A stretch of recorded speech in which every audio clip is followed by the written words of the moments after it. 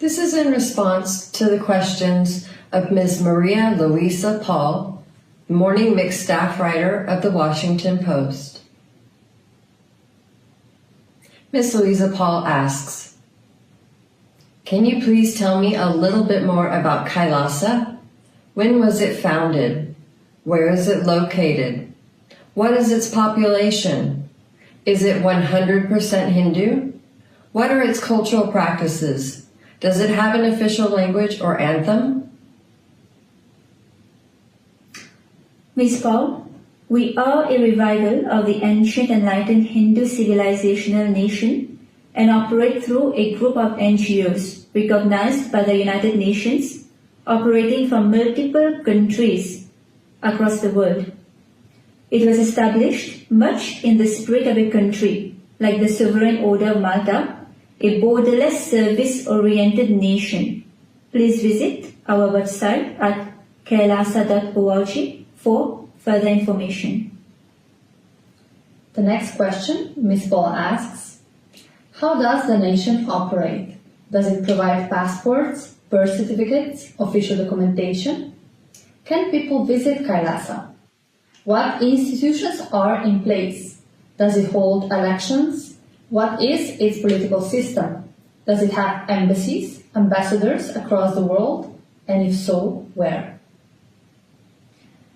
Like the Sovereign Order of Malta, Kailasa operates through multiple entities and NGOs, temples and monasteries in multiple countries.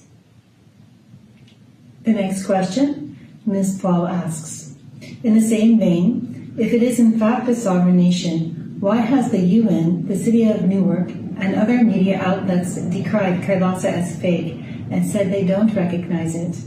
Is there any documentation proving that Kailasa is a country? Do any other nations recognize it as such? Ms. Paúl, these questions have already been answered.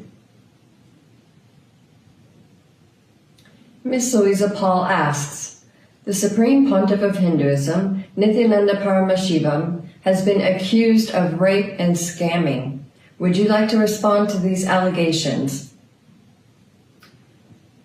All such allegations are absolutely false. Many prominent human rights advocates have given independent reports and legal opinions attesting this. Among them is world-renowned Queen's Counsel from UK, Mr. Jeffrey Robertson, who says in this report about the persecution, quote, "It arises more generally from the demonization of the leader and guru by the media and state government officials as a result of false sexual abuse charges, first leveled against him in 2010 and pursued in a manner that amounts to an abuse of process," unquote. He further adds that, quote, "The state of the prosecution evidence in both cases is weak and is reasonably likely that he will eventually be acquitted.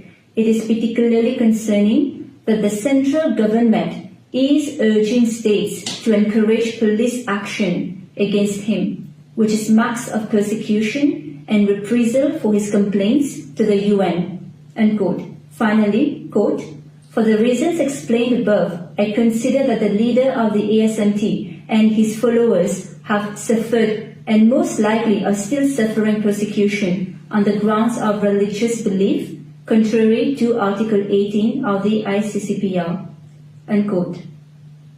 The Supreme Pontiff of Hinduism was proven innocent by the California, USA Court on April 4, 2013. The court ruled in favor of the Supreme Pontiff of Hinduism and fined the false victim nearly $500,000 in fines. This is also recognized by Mr. Robertson, QC, stating, quote, "Both A and B's claims against PN were dismissed in US cases with costs and in A's case with damages. Further evidence emerged in the US proceedings to show that the allegations were false," unquote.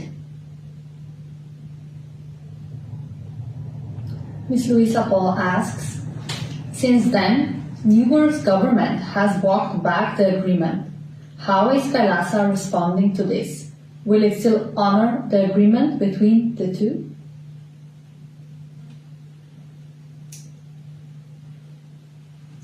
We remain committed to our purpose, and we remain committed to our purpose towards global peace. Next question, Ms. Paul asks, what is something you'd like people to know about Kailasa?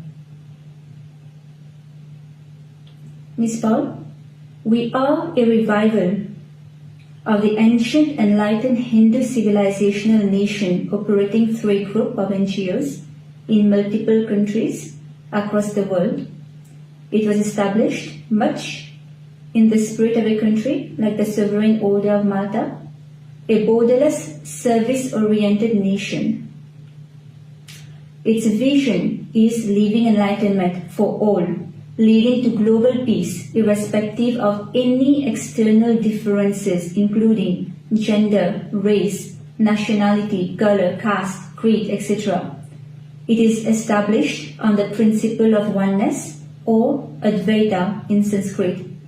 You should know about the reviver of Kailasa, the Supreme Pontiff of Hinduism, Sri Nithyananda Paramashivam, who has been formally initiated at the age of 3, trained, anointed by competent traditional Hindu authorities who have come in established lineages. He was recognized at a young age as an incarnation as per Hinduism, much like how the Dalai Lama was traditionally recognized as an incarnation as per Tibetan Buddhism. His teachings are based on core ancient Hindu scriptures. Please visit the YouTube link that is posted on the link. And we hope that our previous responses have clarified your questions. Please do let us know if you have any further inquiries, and we'll be happy to answer them for you. Thank you.